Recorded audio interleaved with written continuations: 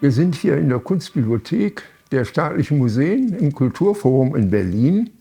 Und die Kunstbibliothek sammelt ja unter anderem auch Architekturzeichnungen und Architekturmaterialien.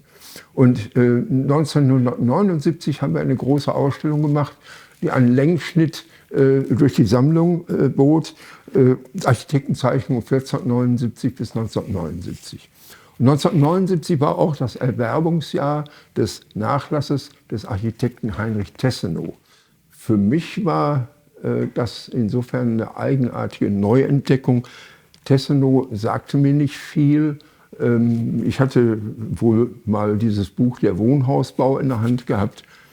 Aber da gibt es natürlich dann ganz schöne Bilder von hübschen Häusern.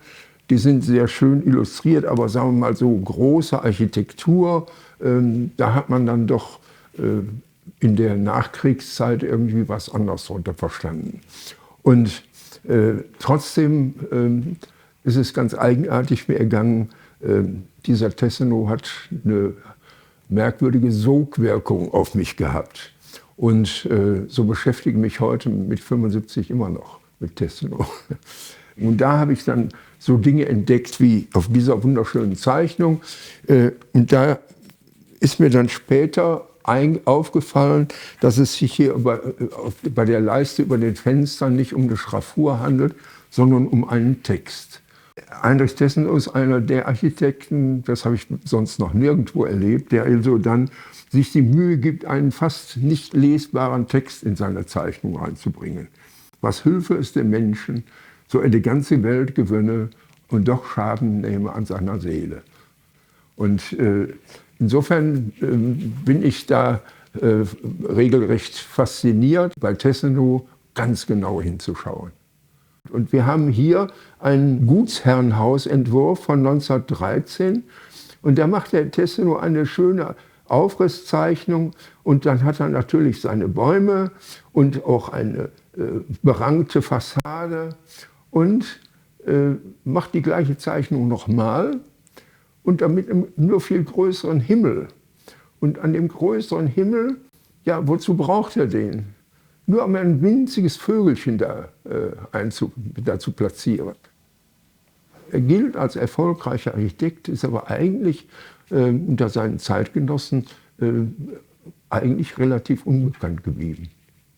Und er hat ja in Hellerau, in Dresden, da kennt man ja das Festspielhaus, das ist ja von einer Sachlichkeit und Strenge und auch seine Wohnhausentwürfe dort, das hat ja manch einen damals irritiert gegenüber den viel anheimelnderen Bauten, beispielsweise von Riemerschmidt. Ja, und das war praktisch 10 Jahre vor Bauhaus. Und eine der bedeutendsten Architekturkritiken ist ja die, finde ich, von dem Musikkritiker Karl Storck, der dann geschrieben hat, ja, also die Häuser von Tessenow, die fand er geradezu beim ersten Sehen, fand er die geradezu abstoßend von einer Kargheit und Strenge und von einer fast Kälte. Er schreibt aber dann, wie es ihm ergangen ist. Mit jedem Besuch wieder in Hellerau hat er dann die eigentlichen Qualitäten dieser Architektur erkannt und schreibt am Ende, wenn er die Wahl hätte, in Hellerau irgendwo ein Haus zu beziehen, er würde immer in ein Tessenow-Haus ziehen, weil es mit der Zeit die Qualitäten, die architektonischen Qualitäten, die räumlichen Qualitäten, die Verhältnisse